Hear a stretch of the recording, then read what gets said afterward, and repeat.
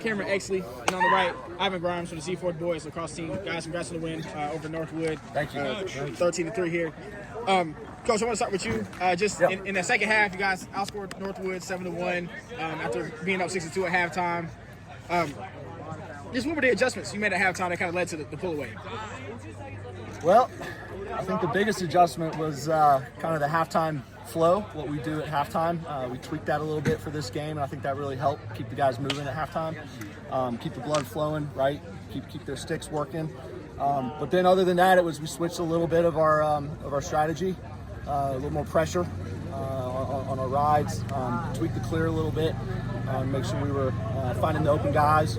But ultimately, it just came down to the heart, right? We always feel like our second half is ours, right? We own the fourth quarter, and so we lean on that, and that was it. That was the message, and they came out and they did it. Proud of these guys. They did a good job. Yeah. For you guys, Cameron and Ivan, you guys both can answer. But the first half, hot start. You guys started off with a 2-0 lead, but then things slowed down a little bit, some misses. Northwood was being physical defensively. And, of course, they got some good goaltending in this game as well. So how did you guys kind of work around that and still get some offense going in the first half? I think the main thing we did is start to realize, with their defense, they weren't sliding well on the fast breaks and in transition. So we just, after halftime, we started to push transition, and we were able to find the open dude on the crease or backside, whatever it was, and that seemed to work a lot in the second half. We were just finding the open guy on the crease, moving the ball fast, keeping the defense guessing, and we just had to take quality shots. Not the first shot, but the great shot, and we did that, and we just buried the shot. Yeah, and all three of you guys can answer this as well, but just what do you guys see as you guys did well defensively in this one, just holding Northwood to just 3 goals? What do you think, our offensive guys? These guys I are know. powered down on the offensive I know end, these but are offensive guys. I'm curious to hear their perspective. I know what mine is. What was the question again? How do you hold them to 3? Yeah, what do you see from your defense? I think the main thing is with our pulls, with the great coaching from Coach Ditter, with how he's working his slide packages there and how he's having the guys know that they're going to know where to look after we slide and having them slide quick there. I think that was a big help because you saw multiple times that they were looking there, but we had a guy there already when they started the pass, and it was a turnover 90% of the time. Back to go off. He said we put pressure on their hands, took away the one more pass, and shout out to our defensive coach. He does a heck of a job, scouting reports and everything. Yeah, that's right, and I'll just echo that completely. The boys starting to trust each other. They do trust each other out there. I think it's really helping them feel like they can play out and they can challenge their guys and own their matchups, and because they have that backside support on the help side there.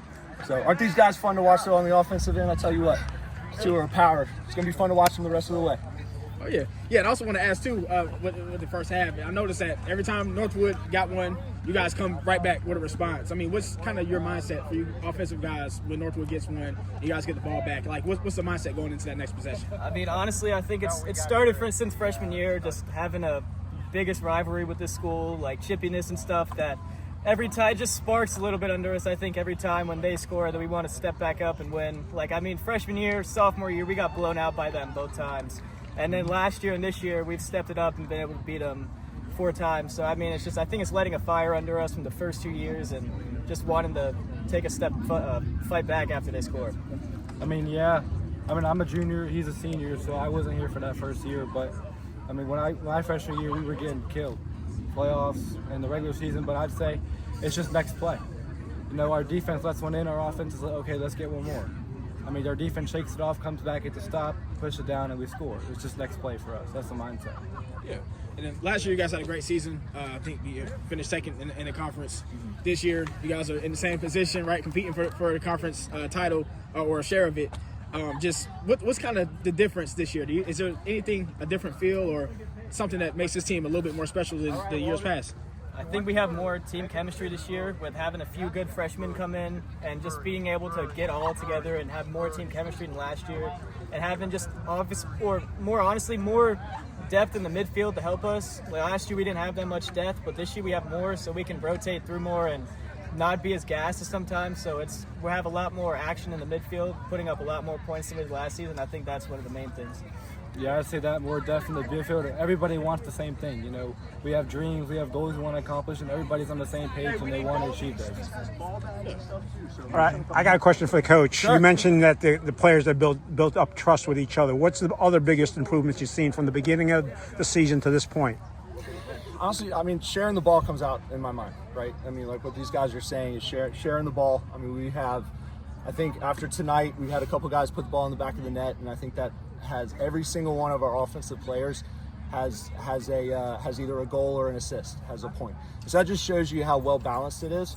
And then I think just the dedication and the goals that they're talking about. I think that's the main difference that I've seen from year one till now, is there's a certain level of how do we say, an attitude of a championship mindset and competitiveness that definitely makes a difference out there on the field. All right, now I asked the coach a question. Let me ask the players a question. What's the best coaching advice you've gotten from the coaching staff over the last 3 or 4 years? I'd say the best thing is have the mind of a goldfish, because it's only 10. They only have a 10-second memory, so you make a bad play, you make a mistake, you move on immediately, look at the next play. Wasn't that go ahead. I'd say just to go out there and play your game. You know, don't the school board. Don't worry about it. Just go out there and do what you know you can do. All right. And where'd you steal that goldfish memory? Well, that's actually from our assistant coach, Coach Katrinos, who's our offensive coordinator. That's his baby. So yeah, I'm not gonna take credit for that. I don't think it's his baby. I think I've heard that on some show that's actually supposed to come back for another season. Ted Lasso. Yep. Yeah, that's all I got for you guys. So Thank y'all very much. Hey, thank you. Good job, boys. Thank you. Congrats on the win. Thank you.